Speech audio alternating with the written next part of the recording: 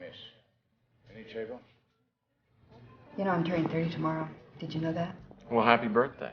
You know, I was just thinking you don't look a day over 25. Liar. I don't know. I've just been feeling very stuck lately. You know, I cannot remember the last time I was surprised by anything. Can you? The last time I was surprised was by you. Well, you know what I mean. I'm just surprised that we're able to stay good friends. I've been thinking about moving. Maybe Phoenix. I've got an old college friend that lives down there, and she says it's nice. I think the change would do me good. What do you think?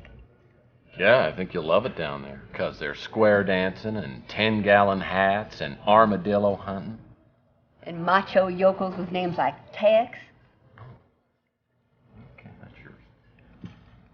So tell me, what do you think? You think I should go or not? Well, you know, Arizona may seem like a much more exciting place than San Francisco, but it's dangerous down there. At least around here, you got your friends checking out for you. It's dangerous everywhere. I mean, especially here. I mean, did you hear about that co-ed? Someone murdered her in her own bedroom. I didn't hear about that. Who killed her? Well, the newspaper said it might be a serial killer. They gave him some kind of crazy name. I don't know, I can't remember what they called him. Well, doesn't that stuff scare you? I mean, I'm a tough guy, and it scares me.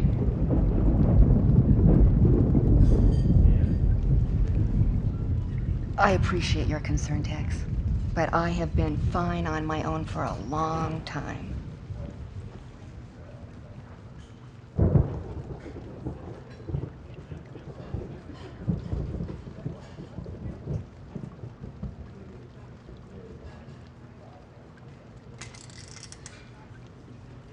Looks like the rain's letting up.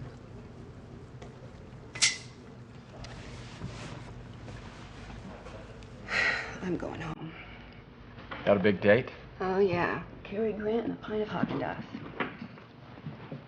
Hold me down. See you later.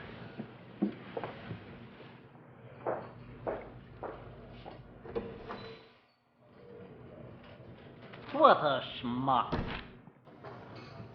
What? Chelsea was giving you opportunities all evening and you blew every one of them. The son PA you are. Well, you wouldn't know a clue if it walked up and punched you in the face. Listen, all I know is, every time I try and ask her out, she turns me down. It's from the distinguished gentleman in the corner. You bought me a drink? He bought you a bourbon.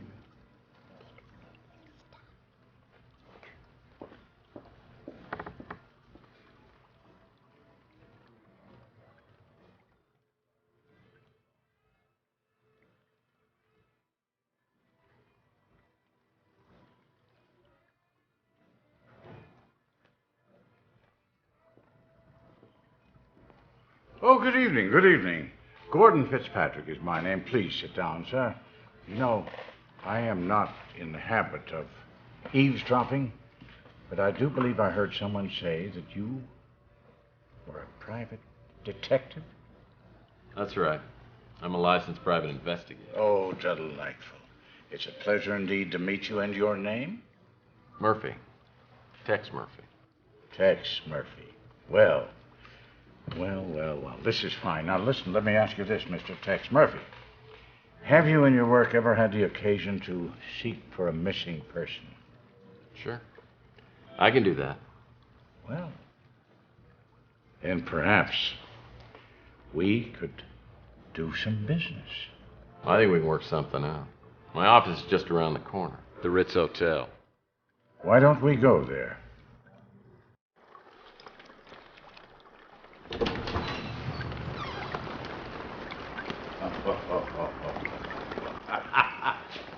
I like your office. Oh, yes, the ambiance is very authentic. Reminds me of those, those old detective stories that I used to watch when I was a kid. I'm sure that at any moment, Sam Spade is going to come marching through that door, but then who needs Sam Spade when I've got Tex Murphy standing in front of me? Did you always want to be a private eye? As far back as I can remember. Mm-hmm. Why don't you have a seat, Mr. Thank you. Fitzpatrick? Yeah? While all the other kids were logged on to Sesame Street Interactive, I was reading Hammett and Chandler. It must be quite an exciting life. Oh, it's got its moments. Don't get me wrong, it's not like the movies. It sure as hell doesn't pay very well. But it suits me. So what can I do for you, Mr. Fitzpatrick? Well, I'm trying to find an old acquaintance of mine, Thomas Malloy, Dr. Thomas Malloy. The last official address for him that I have is the Ritz Hotel. Now, do you happen to know him? Can't say that I do. It's very important that I find him. You know, let me give you a little background. For many years, I was a research scientist, and I worked alongside Dr. Malloy. But about 20 years ago, maybe, I guess something like that, our paths diverged, and I lost touch with him, and he with me. And then very recently, I saw a photograph of him in a local newspaper. Now, it's a strange thing how time is such a natural equalizer. Makes us appreciate the faces from one's past. At any rate, the older gentleman in that photograph is Dr. Malloy. And I contacted the newspaper to find out where the photograph had been taken. It was at the San Francisco Technical University. Well, I hiked right out there, got to the campus, and decided to look the man up and surprise him. Even with that photograph, no one recognized him, no one knew his name. But then I received a strange phone call by a young woman named Sandra. The man I knew as Thomas Malloy, she knew as Tyson Matthews. She seemed quite uncomfortable talking on the vid phone, so I suggested we meet. She never showed up for that appointment. You never heard from her again? You know, it's strange. But this simple, whimsical wish of mine to get together with my old friend has materialized into, I don't know, I feel a sense of impending doom. I fear for the young woman, and I fear for my friend, Dr. Malloy. Sounds interesting. I think I can look into this for you. Thank you. Now, you'll have to refresh my memory. How much is your fee? How does it work? I charge $500 a day. Of course. Plus expenses. Naturally.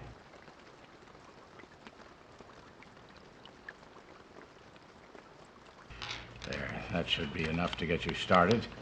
And here somewhere, there you go. I could be reached at that number. I'll be in touch. I feel we're off to a good start. All right, Mr. Fitzpatrick.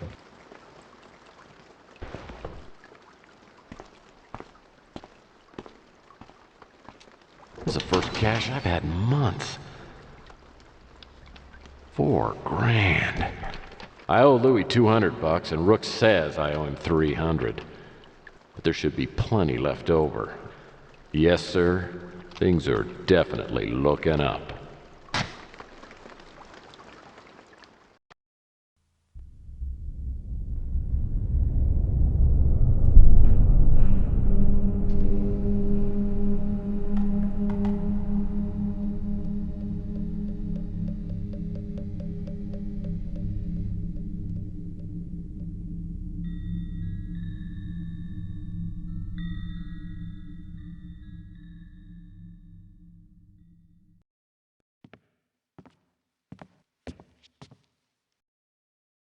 Fitzpatrick didn't give me much to go on. Just the newspaper photo of Malloy and the fact that Malloy stayed here at the Ritz.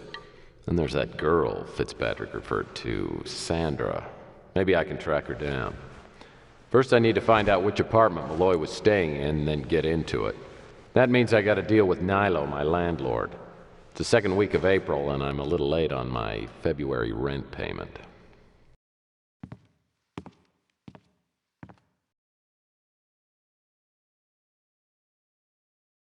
I'll pick up these clothes next time I'm expecting someone else in my bedroom. Yeah, fat chance of that.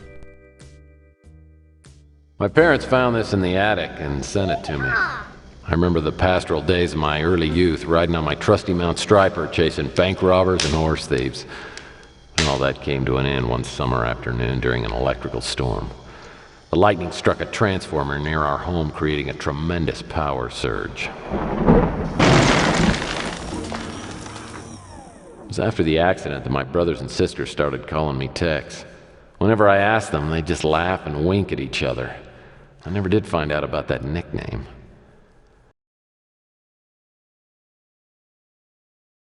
The downy fresh hub of my swinging bachelor pad.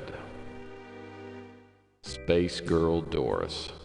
With your own form-fitting airsuit and come-hither smile, I still dream of you and a lunar landing. It's my own little attempt at creative horticulture.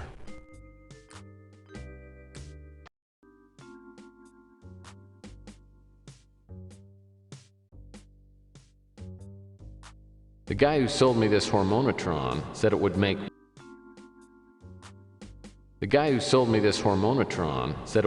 women obsolete in my life, but I can't get it to work.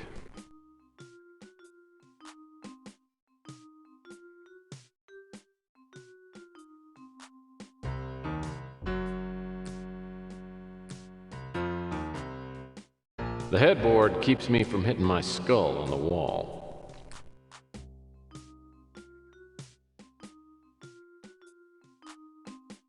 This is the certificate and a copy of the check the Mutant League gave me after my last case. I used the cash to expand my office, buy some furniture, and pay off my debts. That left me with $4.12.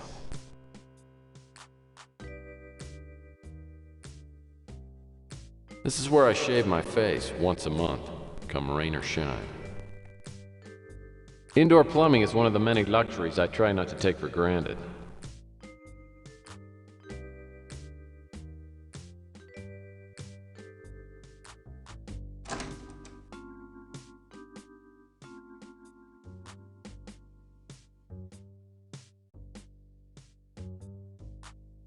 I cut this article about Mac Malden out of the newspaper. Gives me a good chuckle.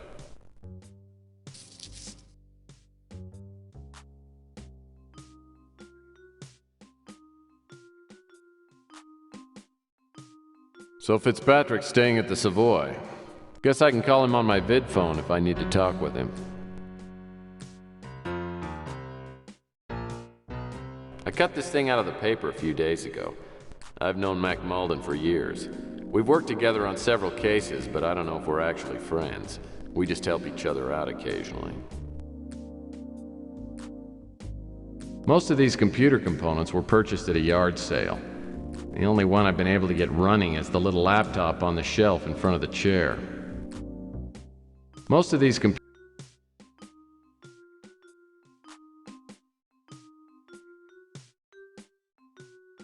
I'm gonna start using this thing just as soon as I get in shape. This is a big photo of two horses. Why I have it and why it's actually hanging on my wall, I have no idea.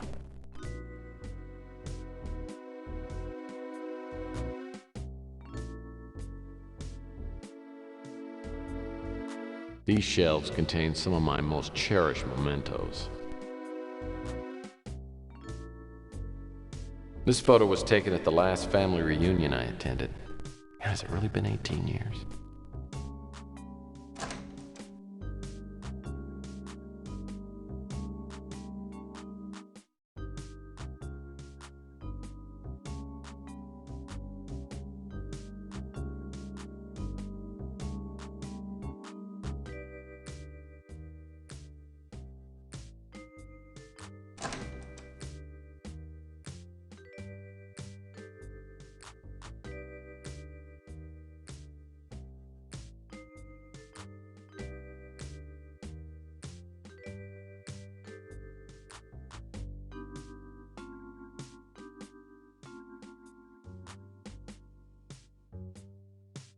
The guy who sold me this said it just might be an unsigned Picasso.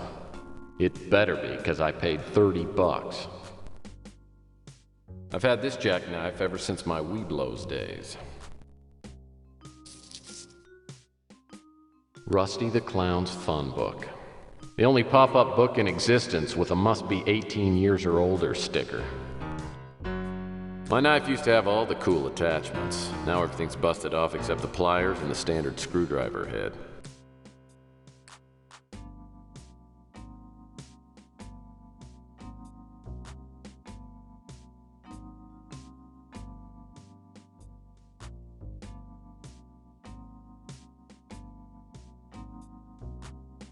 Eat the rich dog food. A little gamey, but not bad for the price.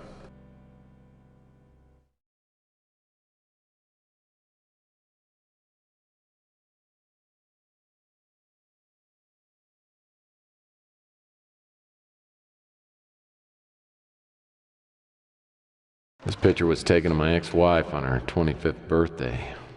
Yeah, she was gorgeous. Makes me wonder sometimes why we couldn't make it work.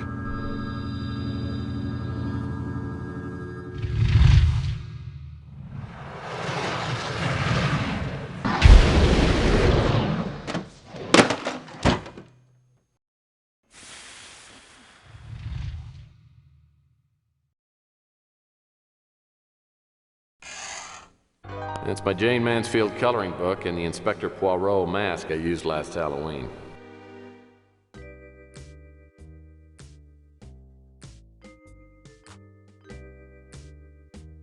This picture was taken of my ex-wife on her 25th birthday. Yeah, she was...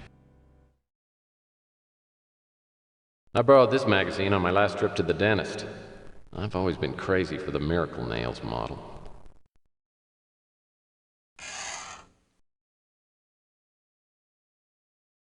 Yeah, another bill from the electronics shop. I can't believe they expect me to pay for the junk they sell.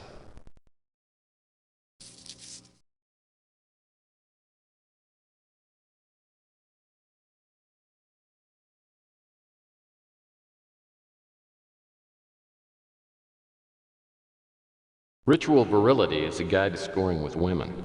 Step number 1, get rich.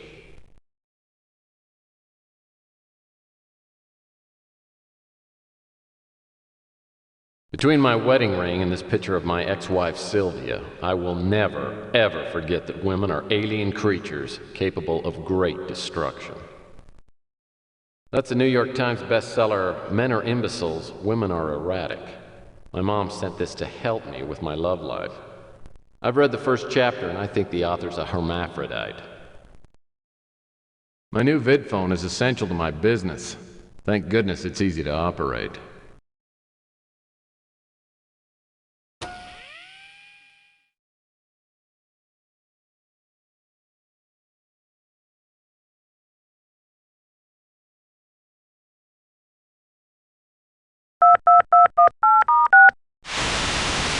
Hello, Mr. Murphy.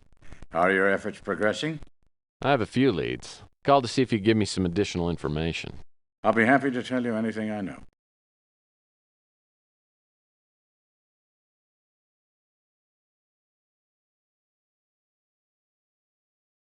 As I've said, I haven't seen my friend for years, and I don't believe I have any additional information that would help you locate him. It's my idea that that was the pseudonym that Thomas used when he worked at the university. As I've said, I haven't seen my friend for years,